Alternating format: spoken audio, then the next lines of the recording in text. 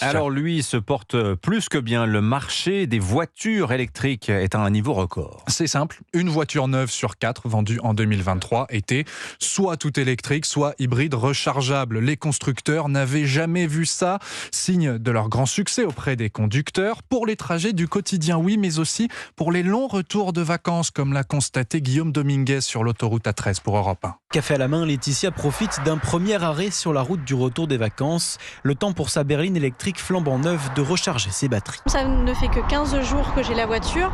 Je découvre un peu. J'ai déjà fait 2000 km avec. Et ça s'est bien passé ? Très bien. C'est fluide en fait. Découverte du tout électrique et d'une nouvelle façon de voyager. J'ai dû faire plusieurs arrêts, évidemment. Sur une distance de 750 km, j'ai fait à peu près 4 arrêts. Mais en fait, c'est pas plus mal parce que ça nous oblige à faire des pauses. Et pour les propriétaires de certains modèles comme Cyril, trouver une borne de recharge n'est même plus un souci. Dans ce véhicule-ci, il y a un planificateur qui annonce les bornes et le taux d'occupation quand on arrive. Donc en fait, on n'a rien à faire. On met la destination et c'est le véhicule qui se charge de tout. Par exemple, on va en Normandie et le véhicule nous a dit voilà, vous devez vous arrêter à cette borne-ci et charger au moins jusqu'à 56% pour poursuivre votre trajet. L'avantage le plus important reste surtout financier. En termes de dépenses de carburant, l'électricité, c'est 3 fois moins cher à peu près que l'essence. Seul bémol, des tarifs très variables sur autoroute. Le prix de la recharge peut aller du simple au double en fonction du type de borne. Guillaume Dominguez. Et dans le même temps a été dévoilé le classement des voitures les plus vendues en France l'an dernier. La Clio, best-seller de Renault, repasse en tête avec près de 100 000 mises en circulation devant la Peugeot 208 qui était première en 2022.